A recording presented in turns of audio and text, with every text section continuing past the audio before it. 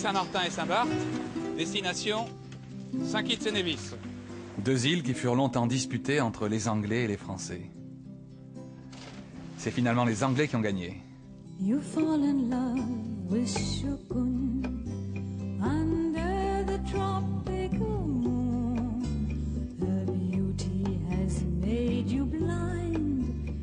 Her smile so tender and kind. Quand on débarque à Nevis, on a l'impression que le temps s'est arrêté il y a 30 ans.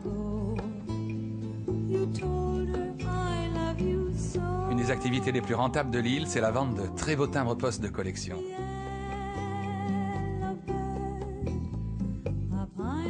Au pied du spectaculaire volcan qui domine l'île, on joue au golf et le parcours est superbe.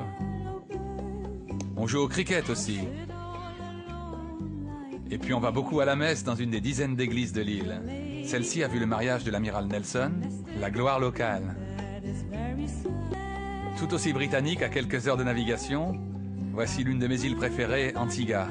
English Harbour est hantée par le souvenir de Nelson et l'île possède une plage pour chaque jour de l'année. Voici celle de Green Island et toute proche l'île de Barbuda. Elle a des plages désertes extraordinaires dont je peux m'approcher tout près grâce au faible tirant d'eau du catamaran et une côte au vent qui recèle de nombreuses épaves de navires anciens.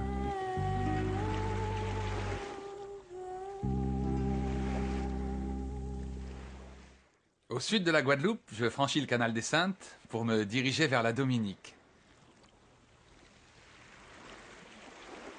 Dès l'approche, le comité d'accueil est au rendez-vous. Des garçons en barque viennent proposer leurs services, ravitaillement ou excursion. La petite ville de Portsmouth somnole sous le soleil, avec ses jolies maisons et son petit marché. La presse à canne à sucre donne la boisson la plus naturelle qui soit.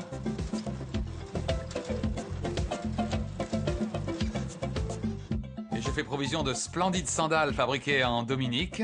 Made in Dominica.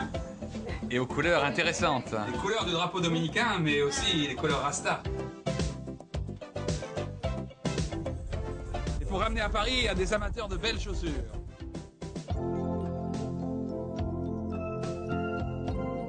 Et je m'embarque sur un canot à rame pour entreprendre la remontée de la rivière indienne.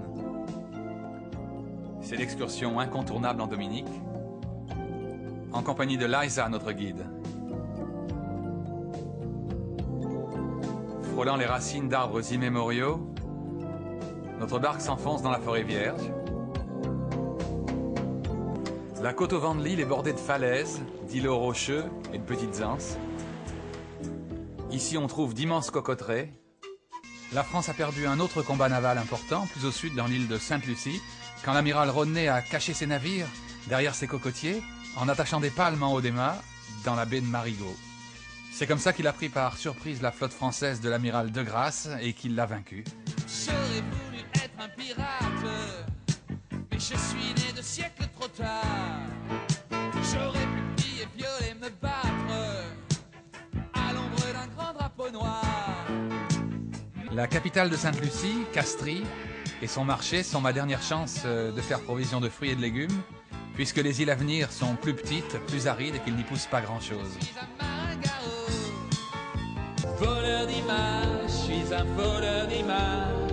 Et dans mes souvenirs, des chagrins, des plaisirs, des rêves, des désirs, des joies, des soupirs. Mais je dois repartir, c'est une question de cadrage.